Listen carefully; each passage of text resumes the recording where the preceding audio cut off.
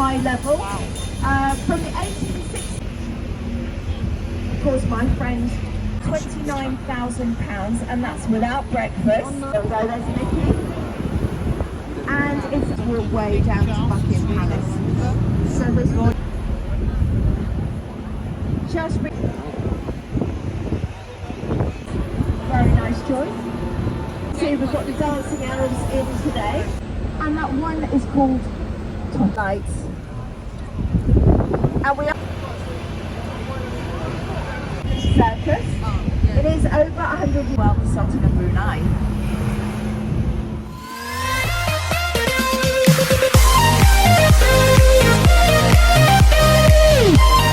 Penthouse, it's £29,000, and that's without breakfast. One night, 29,000. Famous residents, Will Smith told a story on the Jimmy Fallon show about a ghost that used his toilet and deleted his phone messages.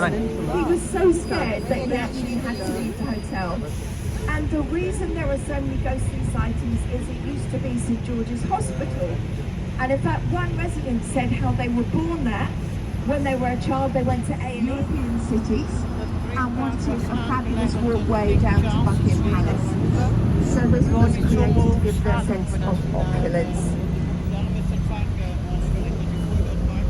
Coming up to the right-hand side, we've got Apsley House. Now, this is the home of the Duke of Wellington. It is still owned by the Duke of Wellington's family, or their descendants, but it is open to the public. It's also called One London. And of course, you can just about see Winter Wonderland twinkling. Has anyone been to Winter Wonderland? Did you like it? Yes. Yeah? Did you go on the big wheel? No, it looks great. Bit too high for me.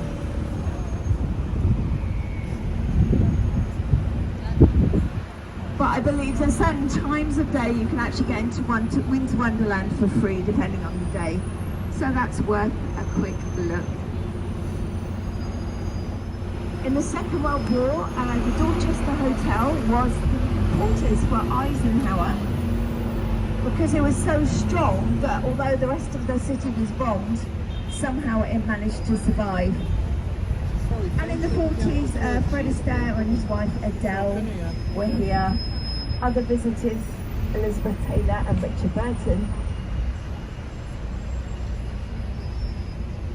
So it has a long and illustrious present. The unicorn and the lion, symbols of England and Scotland's unity. Now, I said Park Lane wasn't always desirable. One of the reasons was it linked Tyburn Gallows to Newgate Prison, which was down the end of Oxford Street.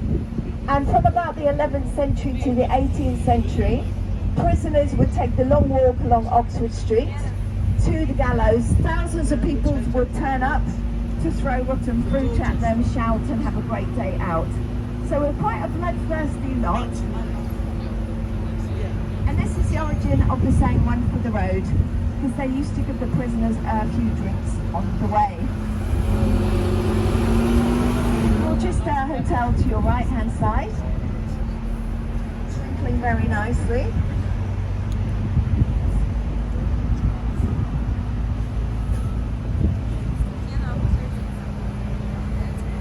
And of course Winter Wonderland to the left, also twinkling very nicely.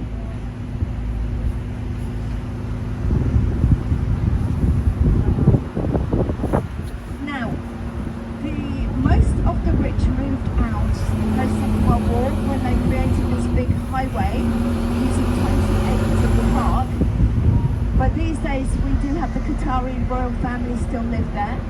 Many hotels such as the Hilton, which is owned by formerly richest person in the world, the Sultan of Brunei.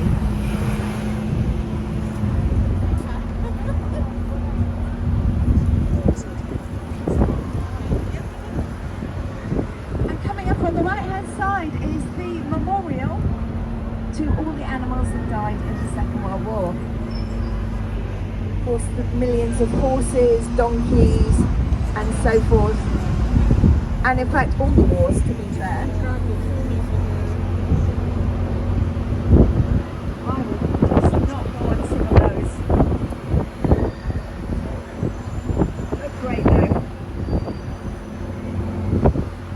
I did go there once. They tried to charge me £8 for a lollipop. I nearly fainted.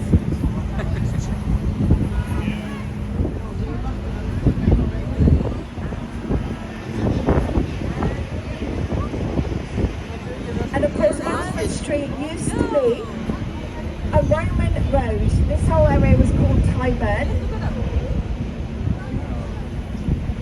It actually used to have a river and a stream running through it. The river is now underground, and the stream is actually under one of the shops. You can go into a shop and you'll see a stream running through it.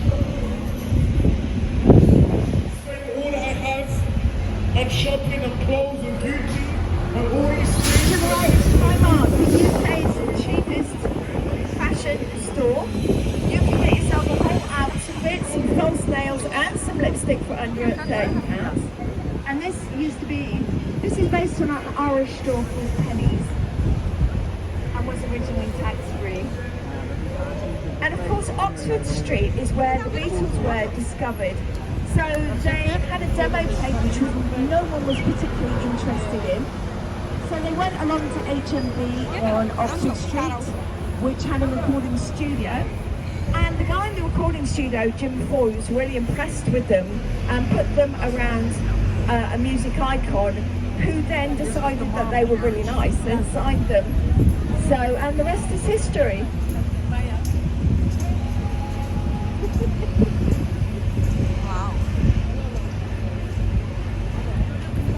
A really good way to get a selfie is to put the camera underneath as you go over. To the bottom you will see every Disney character ever.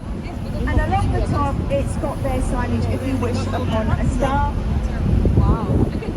With the fairy and the stars. And there's a really big family at the end. Now this was the first department store in the UK. There we go, there's Mickey. And its Art Deco building is unique in itself. Now we're just going to come up to the Queen of Time, who was installed in 1931.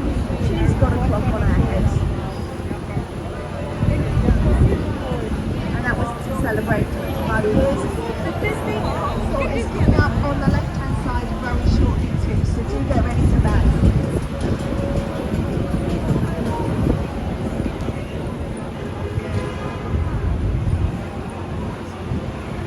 And this had the first moving staircase in the UK. So frightening was it that there was a guy at the top of the stairs with shots of brandy to calm people down after they walked up.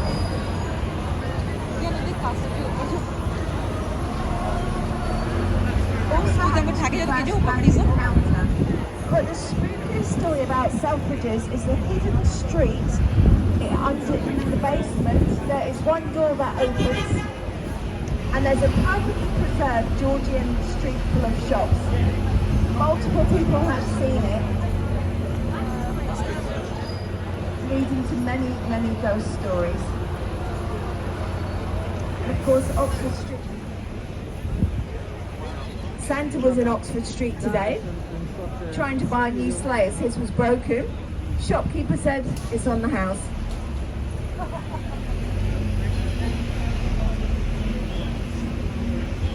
Of course, my friend got caught stealing an advent calendar the other day. He did get 25 days.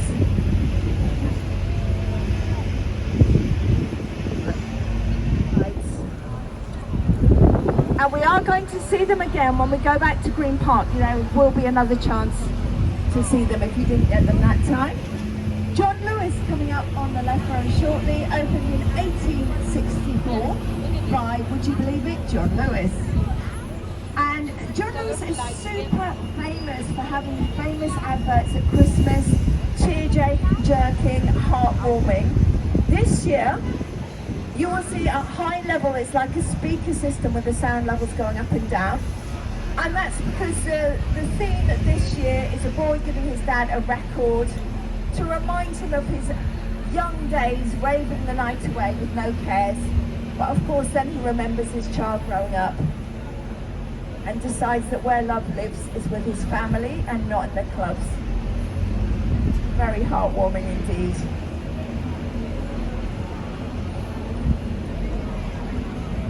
And John Lewis actually became a department store in about the 1920s.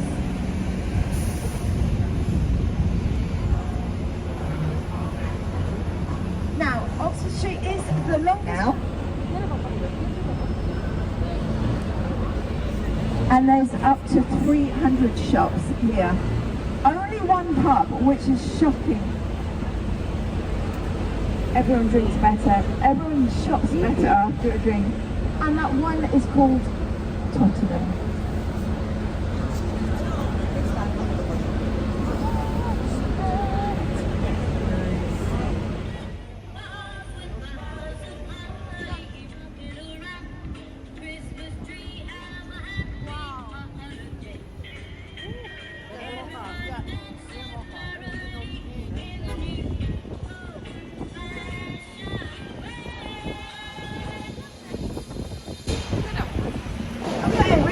To the right hand side is the Apple store, just here. Famous for being the most robbed store in the UK, but also for the Southie Arty mosaic at high level from the 1860s. Now they were a very famous glass maker, and if you get your camera and zoom in, you can just about see the mosaic. Very famous indeed. And Regent Street is named after Prince Regent, who later became George IV. His father, George III, unfortunately had bouts of madness, and when he wasn't fit to reign, his son would step in. And so he custom created this. His architect, John Nash, created it in about 1825. It is now listed, it was recreated in about 1890 to 1925, but in the style of John Nash.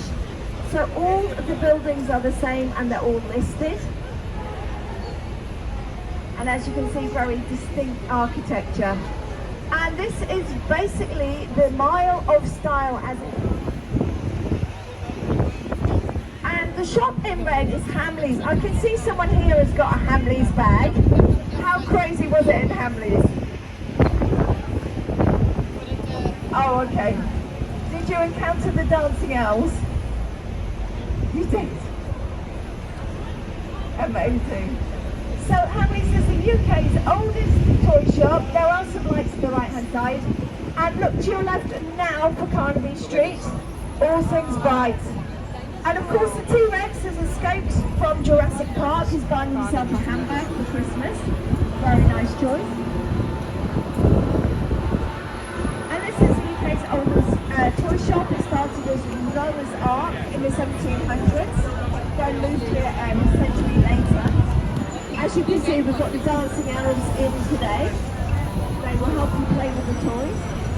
5 floors of toys and one floor just for Lego.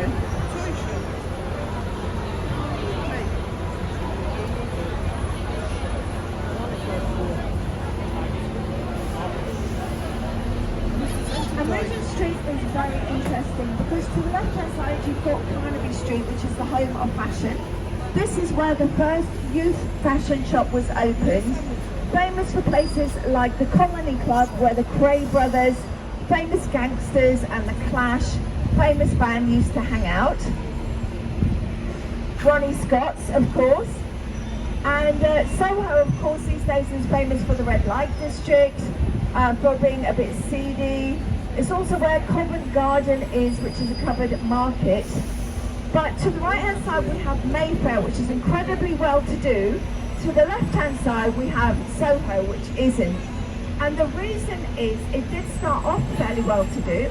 The Duke of Monmouth is a guy called Buckley, got furious about CCTV, and he was an artist. So this is his artistic protest about CCTV.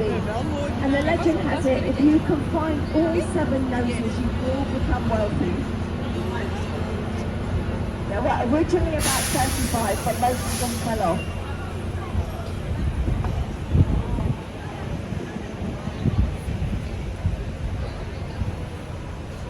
And if you do get to walk around, again, Covent Garden is worth a little look. It's got a covered market, a massive tree and its own lights as well.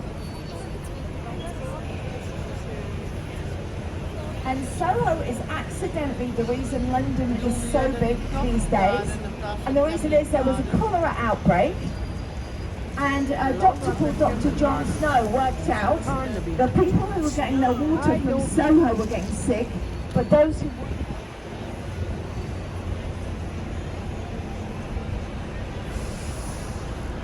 I had my Christmas dinner today, so if I fall asleep, please wake me up. It's very nice indeed. And Vera Shawarma, talking of food, which seems to be my favourite subject. Vera Shawarma is coming up on the right hand side. Anyone know what the most popular takeaway in the UK is?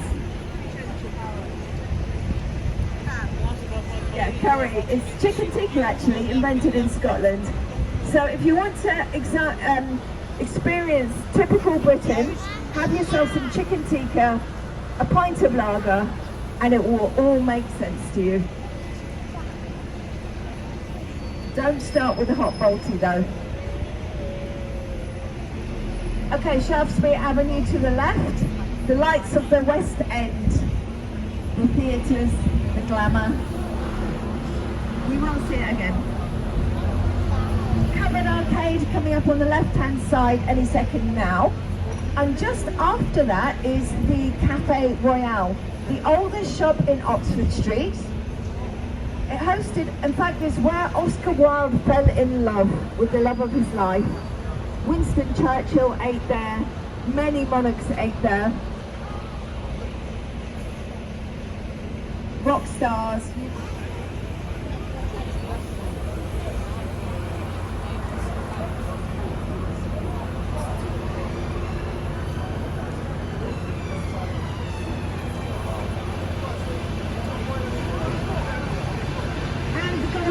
To the left, also Cafe Royale on the right.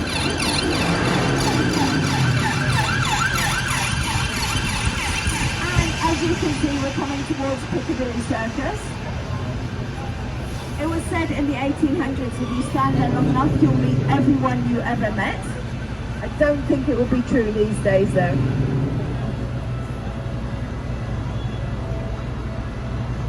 Very famous in films, some films it's been in. Mission Impossible, Harry Potter and the Deathly Hallows.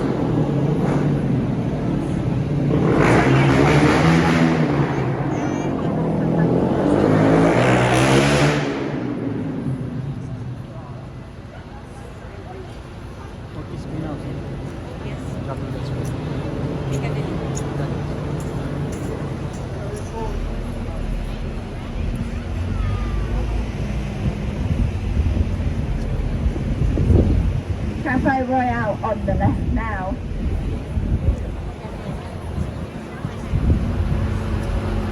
And there is the iconic billboard of Piccadilly Circus.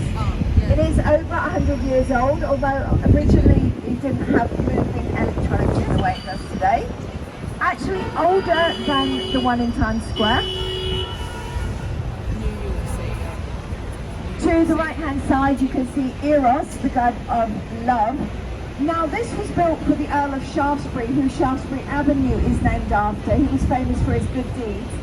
Unfortunately, they keep on taking it down and turning it around, so it's pointing in the wrong direction. There is a legend, if you stand there at midnight with a bunch of flowers, your true love will come along.